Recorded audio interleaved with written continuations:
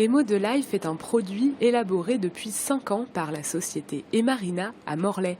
Cette molécule est issue de l'hémoglobine d'un ver marin, l'arénicole.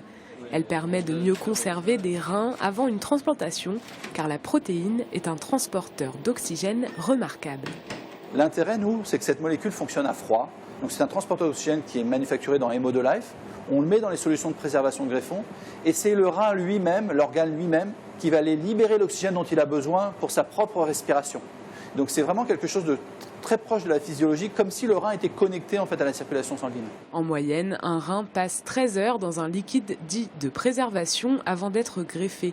Après des tests concluants menés sur des animaux, les essais cliniques vont débuter avec des patients en attente de greffe. Pour l'entreprise morlaisienne, la tenue de ces tests est cruciale. Tout ça, ça a démarré sur une paillasse de laboratoire à Roscoff, au CNRS. Là, on arrive à rentrer en clinique avec un produit qu'on a développé de A à Z, qu'on a fabriqué aux normes pharmaceutiques. On a vraiment tout travaillé en fait, sur le protocole. Imaginez-vous, ce qu'on fait, c'est une innovation de rupture qui n'a jamais existé dans le monde. Donc, le premier patient, ça sera comme un aboutissement, quoi.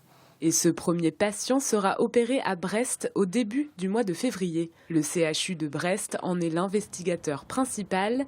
Il chapeaute les essais cliniques. L'enjeu, c'est surtout avoir des greffons qui vont moins souffrir, donc vont redémarrer plus vite après la transplantation et vont durer plus longtemps. Ce qui manque le plus au greffon pendant cette période où il est conservé dans le bocal, c'est l'oxygène. Donc ce produit sera mis dans le liquide de conservation, diffusera son oxygène pour le greffon et on espère qu'il pourra donc préserver, protéger le greffon. Les essais cliniques seront menés sur 60 patients répartis entre 6 centres hospitaliers en France. Rendez-vous dans un peu plus d'1 an pour en connaître les conclusions qui modifieront peut-être profondément le monde de la transplantation.